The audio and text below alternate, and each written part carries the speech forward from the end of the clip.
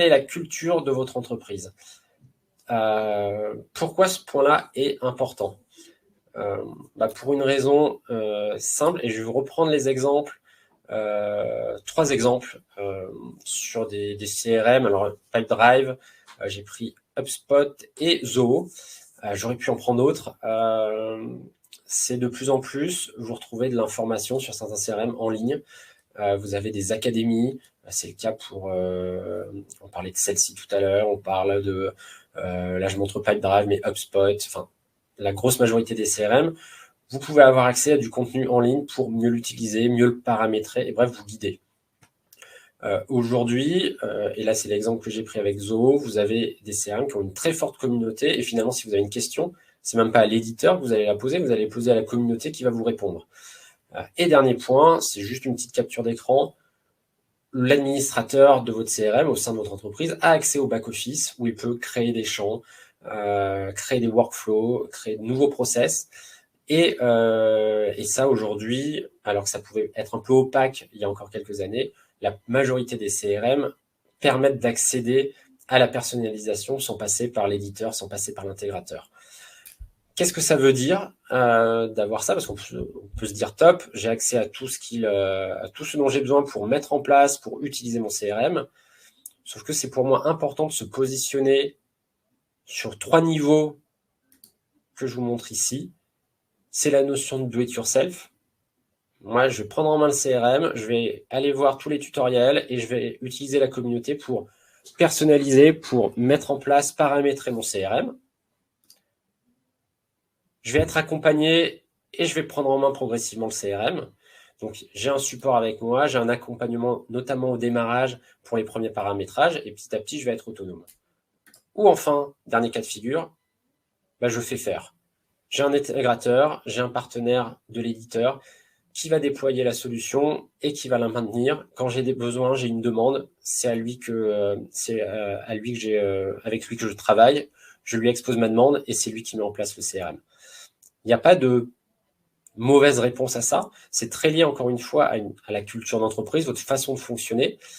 Et c'est un élément très important à prendre en compte parce que si, pour plein de bonnes raisons, de ressources, de façon de travailler, vous souhaitez que ce soit quelqu'un qui le fasse, un intégrateur, un partenaire,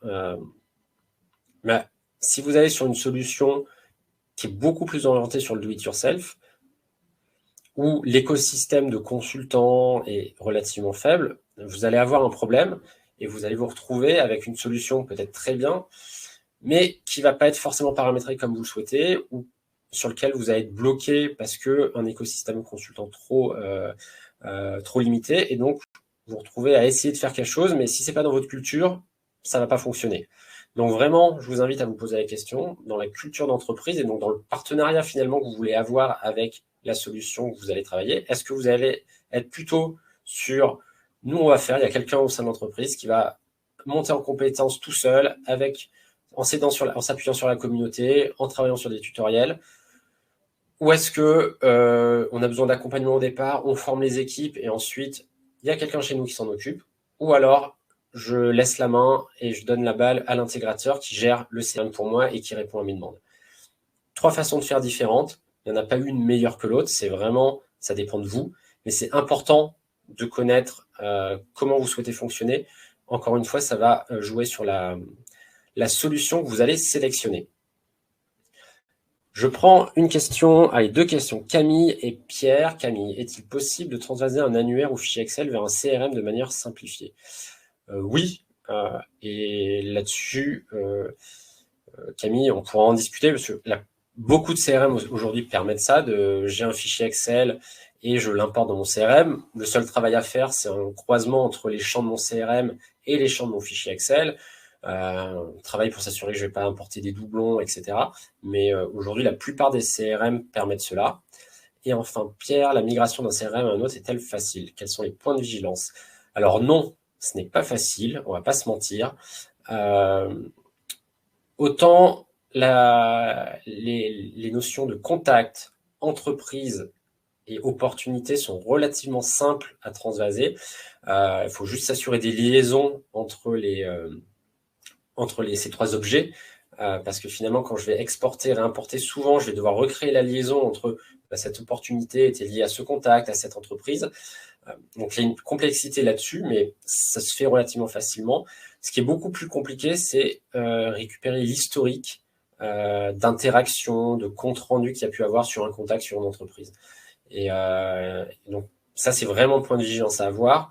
Point de vigilance sur la qualité de la donnée, c'est-à-dire, je sors la donnée, moi, je préconise de passer par un petit nettoyage sur jeter la donnée qui est obsolète, enrichir la donnée quand j'ai des informations qui sont manquantes pour repartir sur un CRM avec une donnée propre. Là aussi, c'est un gros sujet. Et au-delà de la difficulté, souvent, les retards sur des projets CRM viennent de la préparation des fichiers pour la migration de la donnée. C'est relativement fastidieux, assez manuel et donc très chronophage. Et donc, ça veut dire soit passer par quelqu'un externe qui va le faire, soit avoir une personne, une ressource en interne qui va passer à un moment donné beaucoup de temps à ça. Donc, le point de vigilance pour moi, c'est l'anticipation. Et surtout, voilà, le sujet autour de recréer les liens entre les différentes données. Parce qu'en fait, quand je vais passer, c'est assez, même si avec certains CRM, c'est possible de passer d'un CRM à l'autre sans passer par des exports. Mais ça, c'est relativement rare. Et donc, le fait de passer par du fichier Excel que j'exporte, je réimporte, je risque de perdre certains liens entre les données. Et là, c'est vraiment là le point de vigilance à avoir pour éviter, pour recréer le lien dans le nouveau CRM.